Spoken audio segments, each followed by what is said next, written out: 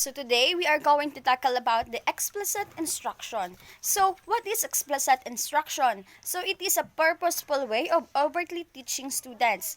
Explicit in this case means a clear-cut and definite way of teaching that includes both instructional and delivery procedures. According to Torgerson on 2004, he said that explicit instruction as instruction that does not leave anything to chance and does not make assumption about skills and knowledge that children will acquire on their own. Also from Rosenshine, she said that explicit instruction is a systematic method of teaching with emphasis on proceeding in small steps, checking for understanding, and achieving active and successful participation by all students. So we have 16 elements of explicit instruction that are described in Explicit Teaching by Anita Anker and Charles Hughes. So these 16 elements are both accessible to teachers and have research to back their impact on student learning. So I am going to tackle about eight elements, and my next classmate will going to tackle about the 8 elements that are going left. So we are now going to explore each of these elements and their features individually. So first we have the first element is focus instructions on critical content, wherein it is to teach skills, strategies, vocabulary terms, concepts, and rules that will empower students on the future to match the students' instructional needs. And it is according to Archer and Hughes 2011. For example of this is, if you're teaching a unit plants, you wouldn't focus to the content on the different types of plants, but you would focus on the critical features of plants and how they keep a plant alive. So the knowledge of the parts of plants and how a plant stays alive are knowledge that more critical for students' future success than the different types of plants. And also, we have a second element, which is the sequence skills logically. So this is considered as several curricular variables, such as teaching easier skills before harder skills.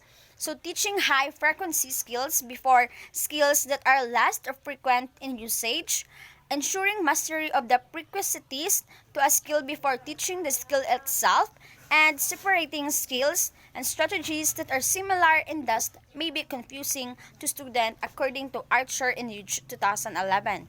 So for example of this is, you wouldn't teach your student how to do double addition with regrouping before teaching them simple addition.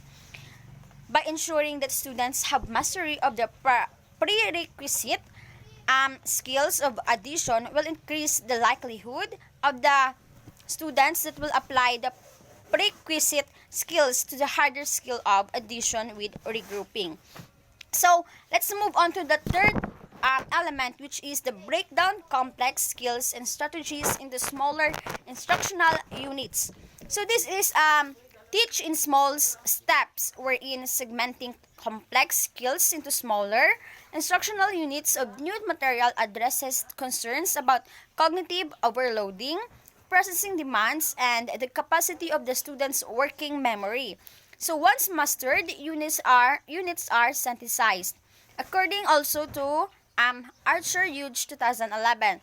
So for example of this is, if you're teaching a new science unit on light and sound, you wouldn't teach all of the content and skills in one day, but you would break apart the content into smaller units, teach them individually, and then once all the small units are taught, you would review the entire unit with all the content together.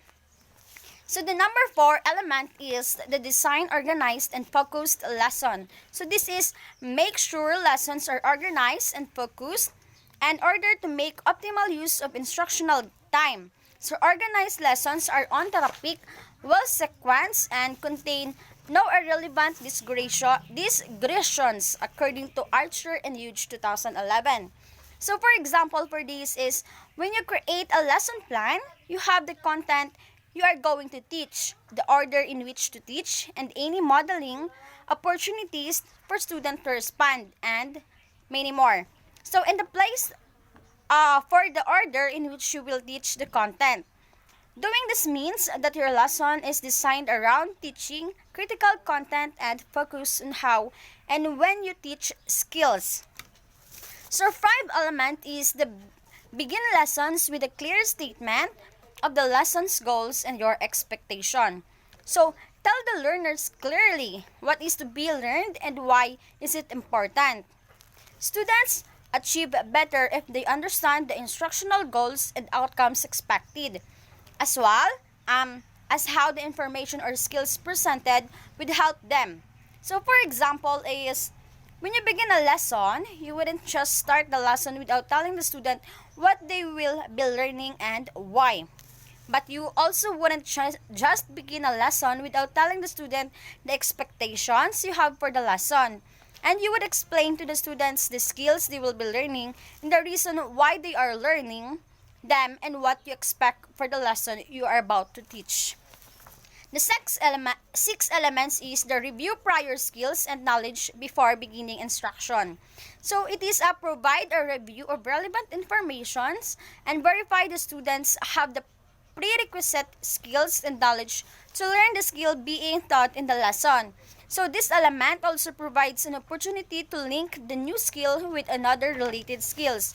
So for example is when you begin your lesson on the 2 by 2 multiplication, you would first ensure that the students have the relevant multiplication skills. Wherein if the students do not have the prerequisite skills, then a review lesson may need to be done first. Doing so demonstrate to students the basic multiplication skills connect with higher order multiplication skills like 2 by 2 digit multiplication. 7 elements is provide step-by-step instruction. So what is it? So that is the model the skill and clarify the decision-making process needed to complete a task or procedure by thinking aloud as you perform the skill. It is clearly demonstrate the target skill or strategy in order to show the students a model of proficient performance according to Archer and Hughes 2011. So example for this is this portion of the lesson is the I do, we do, and you do. Teacher starts by providing intensive modeling of the new skills or content I do. Practice with the student with frequent opportunities to respond built in we do. And also, finally, the student practice both guided and independently you do. Okay, so the last part is the 8th element, which is use clear and concise language, wherein use consistent, unambiguous wording and terminology. The complexity of your speech, example is the vocabulary, sentence structure, should depend on students' receptive vocabulary to reduce possible confusion. So example for this is when you are teaching a lesson about the weather, you wouldn't just refer to clouds as clouds, wherein you would refer them as cumulonimbus and stratus, which is a part of the clouds. Using concise language for the clouds is a part of teaching the content. When you are teaching, you keep the same wording and terminology through the lesson and subsequent practice students will do.